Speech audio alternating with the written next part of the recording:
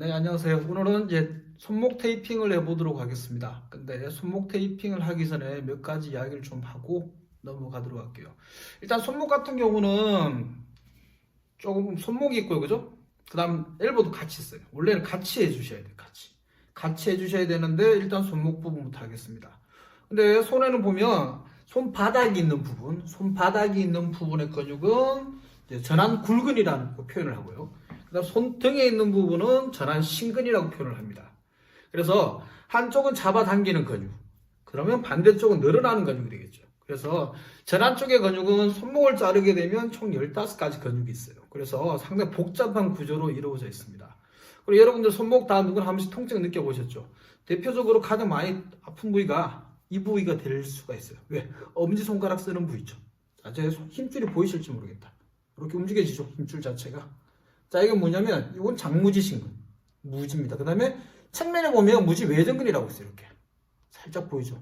이쪽 부분하고 이쪽 부분 좀 다를 게 있습니다. 자, 그죠? 근육이 다 보이죠, 이렇게.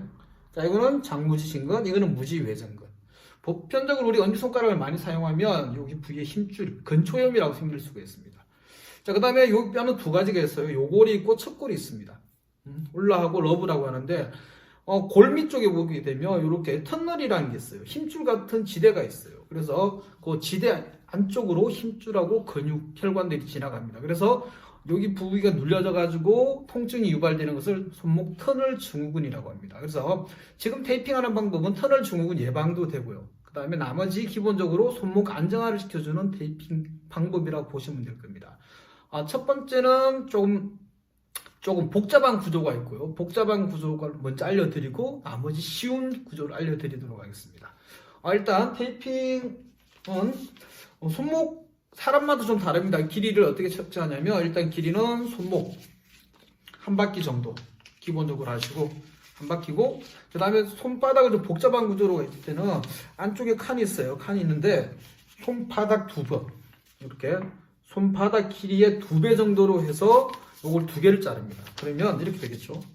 자, 이런 식으로 이렇게 테이핑이 이렇게 될 겁니다. 일단 대략 제가 손이 좀 작아서 이렇게 보여드릴게요. 일단 이렇게. 그러면 대략 한 4칸 정도 되겠죠. 그러면 8칸. 거기 2배를 자르게 됩니다.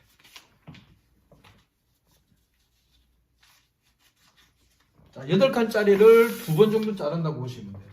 자, 이 길이를 이렇게 재셔도 되고요. 이렇게 비슷하게 맞추고요.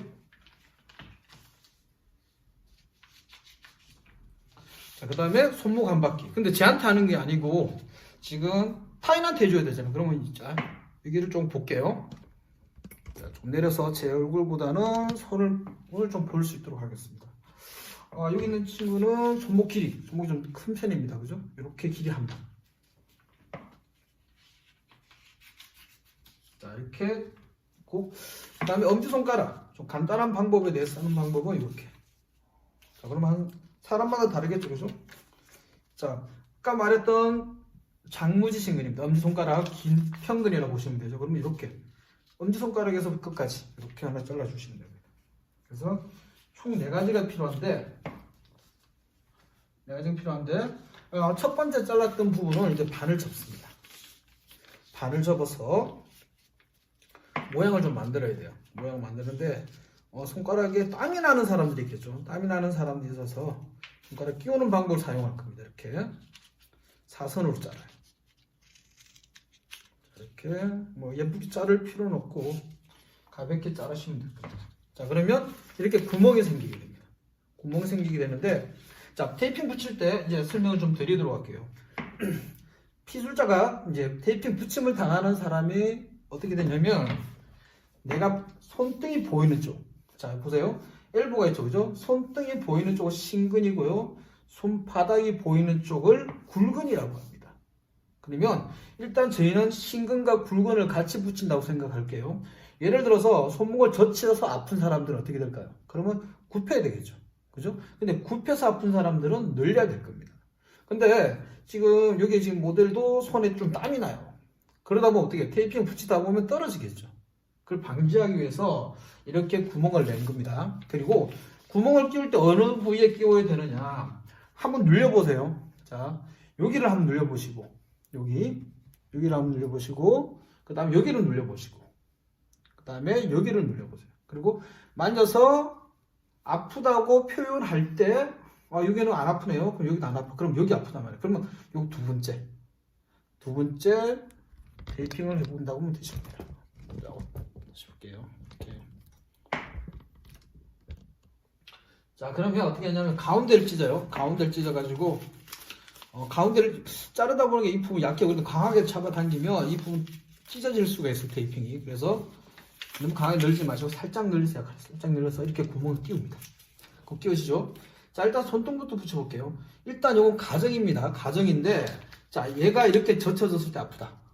그 가정할게요. 그러면 어떻게 해요? 좀 늘려놓고 붙입니다. 늘려놓는데, 자, 여기는 안 늘려요. 손등 쪽은 안 늘리고, 손목 꺾이는 쪽만 최대한 늘려줍니다. 늘려가지고, 어떻게 하냐면, 이 근육이 어디로 갈까요? 이 근육이 여기로 가요. 그래서 살짝 올린 상태에서 보시면 좀 이해가 되실 것 같아서, 자, 최대한 늘린 상태에서 피부를 끌고 가지 마세요. 그냥 늘려놓은 상태에서 살짝 붙여주세요. 그리고 여기까지만 늘립니다. 손목 부위, 통증 있는 부위만. 그리고 나머지는 가볍게 붙여주시면 됩니다. 자, 그러면 반대쪽 볼게요. 반대쪽 같은 경우는 어떻게 해요? 손목을 젖히면 아프니까 굽혀져야 되겠죠. 그렇죠? 굽혀져야 되는데 여기도 마찬가지로, 자, 손바닥은 한 30%만 늘려주세요. 30% 늘려주고, 손목 부분은 아무래도 주름이 생길 수 있으니까 최대한 늘리더라도 조금씩 이렇게 문질러 가면서 붙여줍니다. 그리고 여기까지만 늘려주세요. 일단 분명히 뜰 거예요. 뜨니까 너무 강하게 늘리지 마시고, 여기는 70% 정도만 늘린다고 보시면 돼요. 그리고 나머지는 손바닥 쪽 이렇게. 그러면 전환 신근의 테이핑, 그죠? 신근 테이핑, 여기는 굵은 테이핑이 됩니다. 자, 그 다음에 이제 조금 길게 하나 잘라놓고 있습니다. 똑같이. 자, 손목이 좀 이제 통증 정도가 심한 사람들이 있어요. 심한 사람들 같은 경우는 어떻게 하냐면 전체를 좀 보호를 해줄 필요가 있습니다. 자, 조금 전에 설명할 때 여기 부위가 아프다고 분명히 제가 이야기를 드렸죠. 그죠? 그러면 어떻게 해요? 이 테이핑은 아픈 반대쪽에서 시작을 합니다.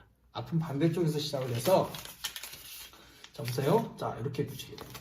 자, 일단 손목이 꺾이니까 꺾이는 관절 주위가 붙여져야 되겠죠. 그죠? 그런데 꺾인 부위보다 위쪽에 붙이게 되면 손목을 못 잡아줄 확률이 높아집니다. 그래서 가능한 한 손목 꺾이는 쪽을 잡아주시고, 자, 이때 강도는 아픈 부위만 한 50%만 늘려주세요. 50%만 늘려주고 나머지 부분은 그렇게 많이 안 늘리셔도 됩니다. 자, 이 상태에서 손바닥 쪽으로 와서, 자, 이렇게 되겠죠. 자, 다시 한번 보여드릴게요. 자, 손목 부분에서 시작을 해서 손바닥, 우리 살이 많은 곳에 장모지근 있는 데로 와서 손등 쪽으로 넘어옵니다. 손등 쪽으로 와서 엄지손가락 라인을 타서 다시 손목까지. 자, 이렇게 해서 손등 마무리가 될 수 있게끔 이렇게 붙여줍니다. 대충 이해가 되시죠? 자, 이렇게 됐습니다. 그러면 이렇게 하면 어느 정도 손목이 많이 보호가 될 수가 있어요. 근데 좀 약하다 하시는 분들은 조금 더 해주셔도 상관없습니다. 그래서 마지막 부분을 이렇게 올라가도 되고요. 아니면 약한 부분이 있다 싶으면 여기서 손목 부분만 더 한번 감아주셔도 됩니다. 이렇게. 자, 이게 좀 복잡한 구조가 되고요. 좀 간편한 방법을 약간 한번 설명을 준다고 했죠. 그러면 이제 약식, 엄지손가락 이 주위만 아프다. 그죠? 이거 했을 때 테이핑 제가 2개를 잘라놨을 겁니다. 칸수 재는 방법은 일단 손목 둘레 2개 정도라고 보시면 돼요. 약간 길이를 재긴 했는데 딱 맞으시죠? 그죠? 이렇게 되면 그진 2개가 될 겁니다.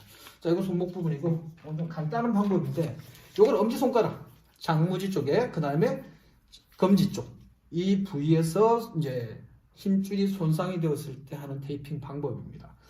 근데 의외로 많이 다쳐요, 여러분들이. 여러분 평생 살면서 다쳐야 될 부분이 어디냐면 손목하고 목하고 허리, 또 무릎, 발목입니다. 지금도 여러분들 나이 또래에서 다쳐질 수 있는 부위는 어디냐면 무릎, 허리는 항상 다칠 수가 있겠죠. 그리고 모르고 넘어가면서 다쳐져 있는 부위가 어디냐면 손목하고 발목입니다. 의외로 많이 다쳐요. 그걸 잘 모르고 와서 그렇지. 자, 일단은 자, 여기를 볼게요. 자, 테이핑을 이렇게 되어 있으면 사선으로 하나 자릅니다. 이렇게. 이런 식으로 자르게 됩니다. 절반 정도만 자르세요. 자, 이렇게 자르는 이유가 뭐냐면, 이제 엄지손가락 부위 근육이 이제 넓게 잡으면 주름이 많이 생길 수가 있습니다. 그래서 주름 생기는 것을 방지하기 위해서 이런 테이핑을 해준다고 보시면 돼요. 자, 일단 끝자락은 잘라서 손톱에다 살짝 붙이세요. 손톱에다 붙이세요. 그리고 살짝 늘려주면 종이 뒤로 빠지겠죠, 그죠? 그렇다고 해서 여기가 통증이 있는 자리니까 전체를 늘릴 필요는 없어요. 일단 물어봅니다. 어떤 날 왜 손톱에 붙입니까? 라고 물어봐요. 왜 그럴까요? 이유는 안 떨어지게 하기 위해서. 피부에 붙이면 잘 떨어지는데 손톱에 붙이게 되면 잘 떨어지지 않는 경향이 있습니다. 그리고 자, 손목까지는 약 대략적으로 한 20% 정도 눌러주시고, 제가 꽉 눌렸어요. 눌린 상태에서 자, 이 근육이 어디로 가면 여기로 가요. 척골 라인으로 갑니다. 요골 있고 척골에 있는 중지 쪽으로 가요. 그러면 여기서 최대한 쭉 늘려줍니다. 이렇게. 그래서 여기는 그 100% 늘린다고 보시면 돼요. 그리고 나머지 부분은 그냥 테이핑 넣는 방법이에요. 보시면 늘렸던 부위랑 늘리지 않은 부위가 잘 안 보이네요. 일단은 다음에 설명드리도록 하겠습니다. 자, 이제 이거는 한 바퀴죠. 그냥 간단한 방법입니다. 앞에 보여드렸던 이 방법은 상당히 좀 복잡한데 연습은 다 해볼 거예요. 나중에 수업 시간에 연습은 다 해볼 건데 실제 하는 테이핑은 이 방법이라고 보시면 될 겁니다. 자, 그 다음에 자 보세요. 자, 손목. 자, 아픈 부위가 여기니까 어떻게 해요? 반대쪽. 자, 여기서 중요한 건 뭐냐면 손목이 관절이 꺾이는 지점이 테이핑이 지나가야 된다는 거. 그리고 꽉 누릅니다. 꽉 누른 상태에서 최대한 늘려줘요. 근데 여기서는 반 바퀴만 늘려줍니다. 어디서? 가운데에서 가운데까지만 늘려주시고 나머지는 그냥 가볍게 한 30에서 한 40% 정도만 이렇게 해주시면 움직임이 상당히 좀 움직여보세요. 손목도 움직여보시고 이것도 한번 보여주시고. 자, 글러브 같죠? 그죠? 잘 보이실지 모르겠지만 이렇게 자, 손바닥도 한번 보여주시고 자, 이렇게 보시면 테이핑이 여기 땀이 나니까 아무래도 좀 떨어지겠죠, 그죠? 그래서 땀이 나죠.